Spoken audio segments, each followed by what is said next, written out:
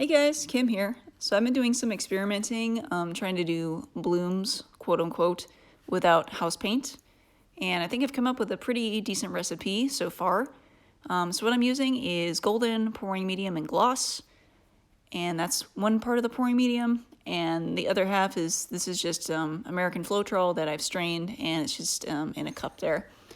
So I have here some phthalo green that I've already mixed up using this pouring medium. You can kind of see the consistency we're going for. It's kind of almost like a Dutch pour, maybe a little bit thicker than that. And that was a Montmartre paint. I'm going to show you guys, I'm going to mix up this Pearl Golden Hour by Arteza. But the phthalo green I just showed you guys, it's not a metallic. I've heard from other videos that I've watched that not using house paints, you have to use metallic colors, and the Amsterdam Titanium White only works when you use metallics and whatever else, but I'm using it with a matte color there, and this seems to work. So what I'm doing here for the Arteza is I'm mixing up 8 parts Floetrol to 2 parts of the golden gloss medium, and I don't usually measure things out like this, but I'm trying to be as precise as possible. I usually eyeball everything, but I figured we'd do it this way just since it's a bit of a tutorial, I guess.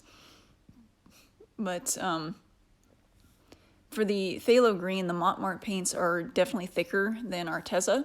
So I did 7 spoonfuls of the Floetrol to 3 spoonfuls of the golden gloss medium, and I got about the same consistency. And I'm just using a normal plastic spoon here as my measuring agent. And so we're just going to pour the 8 spoonfuls of that into the cup. And you'll see when I get to the golden pouring medium that it's super thin. It's I've used it by itself with no Floetrol just to see what effect it has on the painting. And it does dry beautifully. The painting is super glossy. It dries way different than Floetrol. But the problem is you have to use a ton of paint. I'm assuming it's made to be used with golden paints, which I've never used before. But I guess they're pretty heavy-bodied paints because I've used all my other paints. I have Amsterdam, Liquitex, Arteza, Montmartre. It takes a ton of paint just to get it to thick enough to be a pouring consistency. But regardless, that's not part of this video. But you can see here that it's super thin when you pour it out. And an added bonus, if anybody misses the hair salons during the COVID shutdown, it smells just like when you go get your hair bleach. So there's that. But speaking of fumes, that's kind of why I'm trying to not use house paint. I have a 9-month-old, so I'm trying not to bring, wood conditioner and the polyacrylic, which all have, pretty strict warnings about inhalation and the bad stuff it can do to you. So I don't really want to bring that stuff into my house, and so this is just my way of trying to do blooms. And like I said, this isn't an actual bloom. It looks pretty close to me though, so I'm going to go for it. So I'm just going to add my paint in here. And like I said, this is a pearl color, so it has the stuff in it to make it shimmery. Any metallic or pearl color you have to mix really well, which you should mix all your paints really well, I know. But especially these, because you're going to get chunks of the stuff that give it that shimmer if you don't mix it well enough. And I know this because I've done it. You get chunks of it stuck in your painting. But anyway, I'm just going to mix this up really well, and then I'll show you guys the consistency. And I bought some tile coasters that I'm going to try this out on, and we'll see if it works. I should also add the other 2 parts of this recipe are the base and the cell activator. So for the base, I just used the Loft Flow Acrylic and Floetrol and thinned it with water. And I'll show you guys the consistency of that in a second. I didn't record actually mixing it. I didn't actually record mixing the cell activator either, which is just Amsterdam Titanium White and water. And I believe I used about 20 grams of paint and 10 grams of water for that.